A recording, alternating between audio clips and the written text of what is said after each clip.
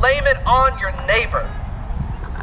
Their chaos thrives in destruction and division. Cruelty is the point. Discrimination is the point.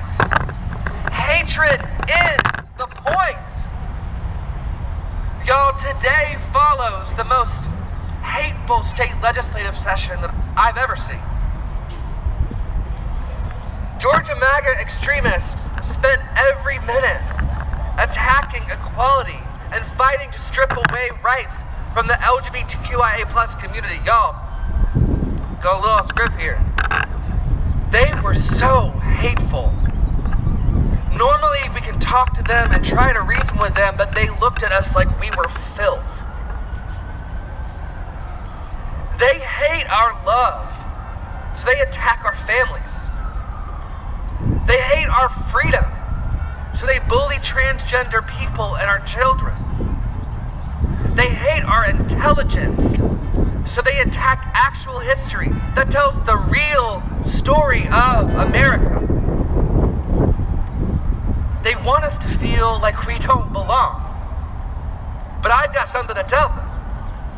And I feel like y'all got something to tell them. We belong here. We belong in safe schools. We belong in a well-paying union job that gives us living wages. We deserve universal health care that offers every single person in this country a healthy and abundant future.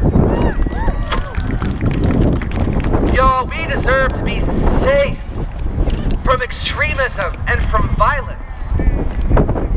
We believe in the Constitution. It's what makes us different than the MAGA extremists who are gutting our government and selling it to the highest billionaire bidder. Our core belief is that every person has the same rights as anyone else, and all else flows from this.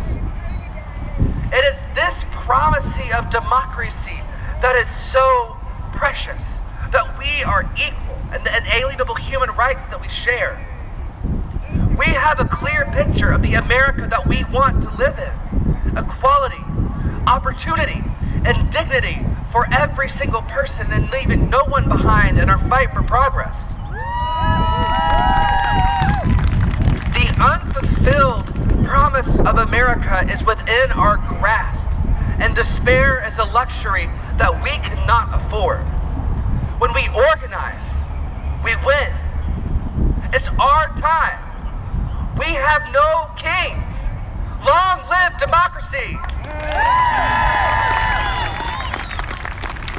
Long live democracy! Long live democracy! I know, that's right, hell yeah.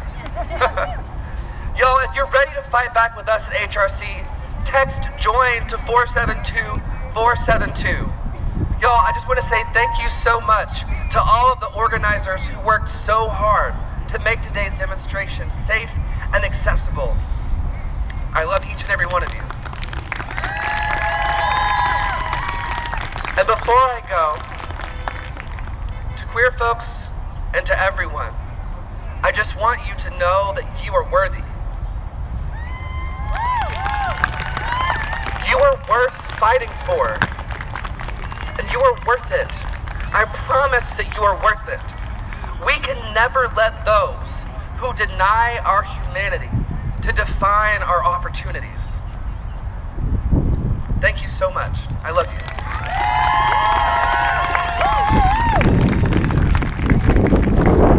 Thank you, Bentley. That was awesome. Next we have Erin Baker. She is a local activist and influencer. Thank you. Hi. Oh my God, this is such a great crowd. I am so excited by the number of people that turned up here. This has been like everything I've ever wanted to see in organizing and being an activist. So thank you all so much for being here. So JFK said a rising tide lifts all boats. But what happens when you drain all of the water from the ocean? I know the majority of Americans don't own stock. a majority of Americans don't own stocks with the crashing markets. That may not be a problem for you, and but Trump's tariffs, they're gonna raise the prices of everything. We're talking clothing and shoes and toys and electronics like the Nintendo Switch 2 and foods like coffee and sugar and chocolate and rice. And on top of that, there's virtually nothing manufactured in the US that doesn't use foreign components. So everything in your life is about to cost more. Shame. I voted for Kamala, but for some reason, I even believed Trump when he said he would lower prices. And I certainly didn't believe that our billionaire-supported president would intentionally stab Wall Street in the back. But he will really bite any hand that feeds him. But I think the question is why. I've heard people say that he's shorted a bunch of stocks right now and he's cashing in, or that he's intentionally crashing stock prices so that oligarchs can come in and buy up all the companies. But I don't like conspiracies, and I prefer the simple answer for all of this. Our president is a fucking moron. That is why we are here in these streets. We deserve a president who doesn't intentionally fuck with the world economy. We deserve a president who doesn't blame the downfall of civilization on trans kids. And we deserve a president who understands that this isn't a game, and people are hurting.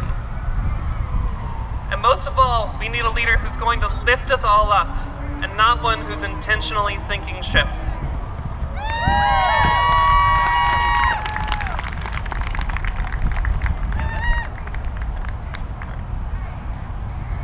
Thank you, Aaron. We appreciate that message.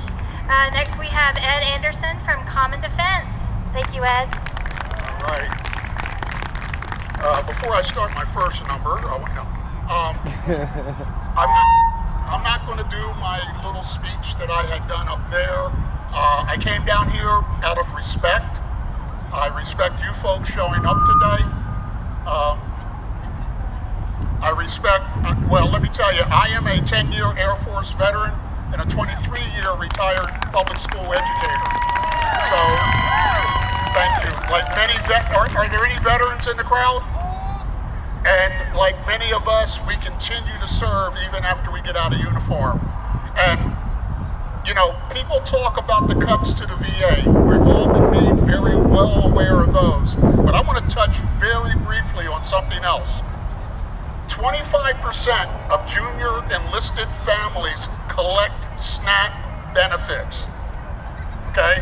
You understand what I'm saying? People who have sworn an oath to defend our country have to live off of welfare programs. And he's going to cut those. On top of that, he called Elon Musk a patriot. Elon Musk called Mark Kelly a traitor. If this isn't a topsy-turvy world, I don't know what is. The true patriots are people like you sitting out here who are willing to step up, have a voice, be heard, and let's be about action. One of the things that I hear a lot, you know, we need to take it to the streets. And for those of us that grew up protesting the Vietnam War, we did that with energy that is unparalleled until today. So congratulations to all of you, and thank you for coming out today.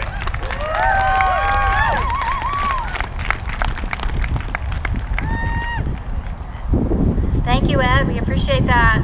Next, we have Queen, looking as beautiful as ever, even though she's marched the whole way. And she's with BLM Grassroots Atlanta. Thank you, Queen. How y'all doing? How y'all doing? I just want to say it was just such an honor today to lead the front line with over 25,000 people marching today. Y'all clap it up for yourselves, man. This is like the biggest march next to leading the march in Kentucky for Breonna Taylor. So justice for all stolen lives. Also, I want to give a shout out to the father of Jimmy Atchison that was murdered by the police, Mr. Jimmy Hill. He's He's out here advocating for his son, and he's walking up from the front, from the back. So y'all clap it up for this father. He's out here all the time. So today we find ourselves in a critical juncture in our nation's history. A moment where we must unite and raise our voices against an alarming trend that threatens our democracy and the well-being of countless Americans. Mostly affected by this is our black, brown, and the marginalized. The actions of Donald Trump and Elon Musk and congressional Republicans signal is a dangerous power grab that we cannot afford to turn a deaf ear to. Sorry. My hair is doing what it wants to do. So let's also, the intersection of police brutality and DEI with the action of those in power is critical. When we fail to address these issues, we perpetuate the cycle of violence and inequity that have lasting impact on the black communities and other marginalized groups. It is vital that we advocate for policies that prioritize justice, equity, and inclusion. That means it got to be diverse. It has to be diverse. And more equitable communities for everyone, and this is why we continue to push the end of state-sanctioned violence and ending qualified immunity now, saying justice for all stolen lives. But let's be clear, this is not merely a partisan issue. This is about the heart and soul of our nation. The impact of our policies is being felt disproportionately in our black communities, among our veterans, and across all races. We see the diversity effects on education, healthcare, and our livelihood of workers. Those who have dedicated their lives building a better future for themselves and their family. Here in Georgia, across America, families are struggling. They are struggling to afford basic necessities, struggle to access quality education, struggling to receive health care they deserve. The actions of Trump and Musk and their constituents are not solutions. They are direct paths for our destruction. We must say enough is enough. We must stand and demand accountability. We must protect our community. I myself is a U.S. Army disabled veteran. I am a black woman that is a veteran. And like my fellow veterans, as you heard before me, we deserve access to quality services. Cut these services can undermine our well-being and support systems. We should not have to suffer by any means of what we earned. For this democracy, thank you so much. For a democracy, we put our lives on the line, swearing an oath to protect this country by any means necessary. Thank you. They are simply focusing on policies for the wealthy and can overshadow the needs for legislation aimed to promoting equity and inclusion. This can hinder progress in addressing systematic racism in various sectors, creating challenges for the black community and the marginalized groups. Addressing these issues is crucial for building a fair society for all.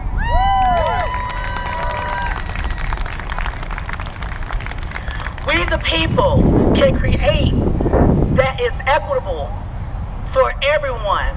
Together we can ensure that the voices is heard, every community is valued, every person has an opportunity to thrive, and let's stand against this illegal power grab and fight for a brighter and fairer future for us and our youth that are the next leaders. Thank y'all so much. My name is Dr. Portia Miller. I'm known as Queen, and I just want y'all to know that Black Lives Matter. Be sure to understand that. And I want y'all to know that us as black people, we fight these fights. And I want to appreciate y'all as allies for standing with us, because right now, the last thing we need to show them is that we're fighting in silos. This has been a great action. Thank y'all so much.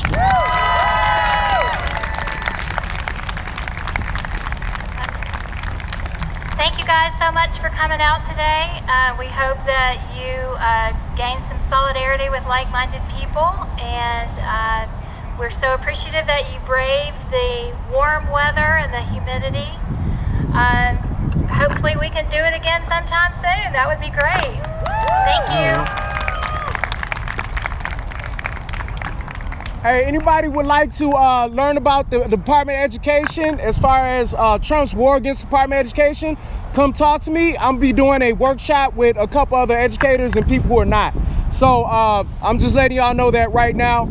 If y'all want to know more information, come talk to me. If not, I really appreciate seeing y'all. Have a blessed one.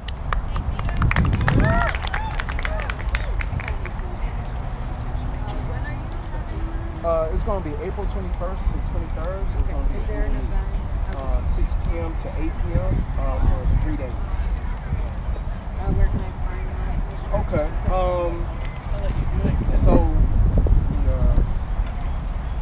figure out how to do that. So, right now, and that works. It's already been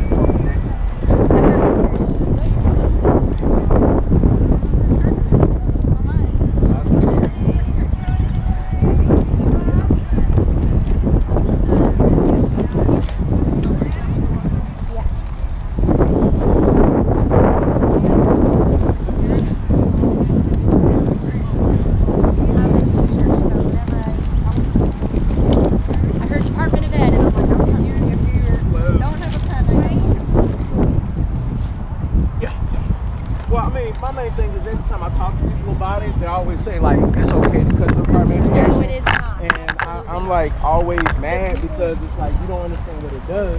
I teach at a Title I school, so I'm fully aware of what it does. I always do think that I've never worked with kids before. I can't imagine any, because like I've never been a teacher, but I have worked with kids off and on since I was in high school. You had an IEP, I had an IEP. I teach students who have IEPs. You know they plan on getting rid of it and start too. I know, and I'm a kindergarten teacher, so that really pisses me off. I'm just gonna put As the interest? Okay. there we go. And then workshop choice, what do I mean? Oh, just put education. Okay.